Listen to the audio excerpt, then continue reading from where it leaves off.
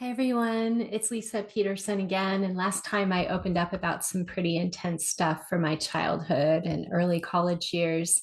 Today, I wanted to take you on a journey that changed everything for me. My transformative summer in New York City that caused me to go from being insecure to finding new parts of myself and really would pave the way for creating wealth later in life. As I mentioned before, my second year of college was incredibly tough. I was battling depression, overcoming sadness. It got so bad that I almost took my own life. But sometimes what I realize is when you're at your lowest, life throws you a lifeline. And for me, that lifeline came in the form of a cheap round trip ticket to New York City, where I had never been before, courtesy of my mom, who was a hairdresser. One of her clients was trying to sell it. It was June 1986, and we both hoped that this trip would give me a new lease on life. Little did we know how true that would turn out to be.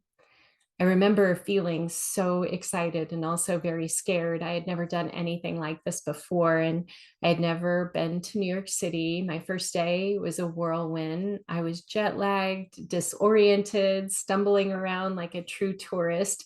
And in a moment of classic New York chaos, I stepped right into the path of a cyclist in Central Park. He swerved, barely avoiding me, but fell off of his bike. We chatted for a bit. He was actually really nice and a little older than I was. And he gave me his number, a small gesture that would turn out to be more significant than I could have ever imagined. A few days later, I had a falling out, unfortunately, with the friends that I was staying with. They had rented a hotel room for their stay. I was coming to stay with them, and it wasn't working out. And so I found myself lugging my suitcase. Remember, this is before rolling bags. So, lugging my suitcase 22 blocks to Sloan House YMCA. It's not there anymore. It was the only place that I could afford at $34 a night, cockroaches and all.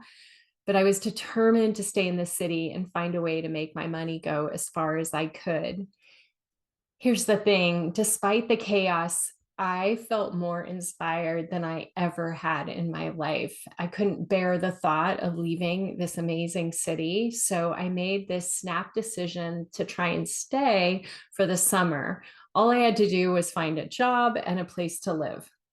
Within 24 hours of making that decision, I landed a job at Club La Raquette in the Parker Meridian Hotel on West 57th Street. But finding affordable housing, now that was a totally different story. For the next 3 days, I called every phone number I could find in the newspaper, in the Village Voice, trying to find a place, trying to talk to people that I would meet. Nothing was happening, no callbacks, no interest, nothing. With just one day left before my non-refundable ticket, my flight home, I was in a make or break moment. I needed a place to live, or I needed to get back on that flight and just give up this dream of staying. So last day, I realized I hadn't visited the Empire State Building, and one of my favorite movies of all time is An Affair to Remember. So I really wanted to go to the top of the Empire State Building. And while waiting in line, I struck up a conversation with a guy who worked for Outside Magazine. He happened to live in the city. It was a beautiful day. He was going to take some pictures from the top.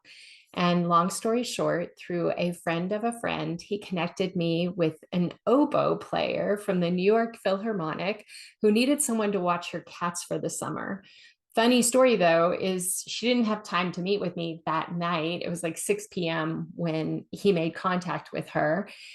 So she said, well, just come to my apartment on the way to the airport. If we get along, you can stay. And if not, then you'll continue on to the airport to your flight. So, this to say, it worked out. We liked each other. I like cats. It was match made in heaven, West 99th Street. It was affordable, exactly what I could afford to pay. And as I settled into my new city life, I had heard about Liberty Weekend, a 4-day celebration for the Statue of Liberty's 100th birthday. And on a whim, I called the cyclist that I had met on the first day. And to my surprise, he invited me for a walk in Central Park the morning of July 4th. Now, that was going to be the biggest celebration of all the days. And I did not know anyone yet in the city. So I called the one person I know. He's like, let's meet in the park. Well, this was a day where several of the city streets were shut down, and the biggest firework display ever in New York City was planned that evening that you could see near Battery Park on the other side of Manhattan. But the whole city was just one big party. I'll never forget it, right? So our walk starts out in Central Park, but it actually became an all-day event. We just walked and talked. We explored the city, we ate street food, we talked for hours and hours. And as the evening approached, he invited me to his company's party that was in a high rise on Wall Street. And so the skyscraper where we could watch the firework display. From there, we watched the most spectacular fireworks I've ever seen. It was the largest in American history at the time, 22,000 aerial fireworks choreographed to music as the sky exploded with color. We all felt this sense of unity and pride wash over us. And honestly, the fact that I was in this building watching this happen, like I knew right then and there that my life had changed forever. That summer was like a crash course in life and love and self-discovery. New York City in 1986 was gritty, it was dangerous, it was dirty, but it still pulsed with this energy that was intoxicating. I went night clubbing every chance I got. They would have women's nights. I didn't have very much money. Somehow I figured out how to go night clubbing as much as possible. I lived like a pauper, but that didn't stop me from having the time of my life. I rubbed shoulders with celebrities like Madonna. I ran into Andy Warhol coming out from his building one night after work.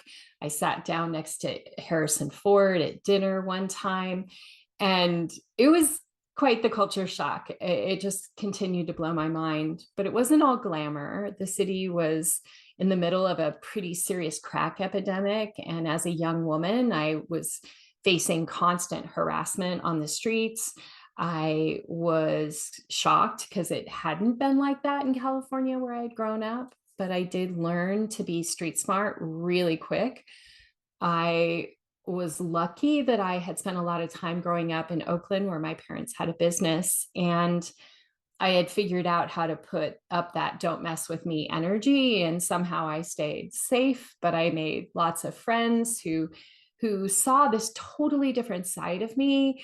And several of those friends are still friends to this day. But that experience was so shocking. As the summer came to an end, I knew I had to return to California, finish my degree, but I was no longer the same person who had arrived in New York just a few months earlier.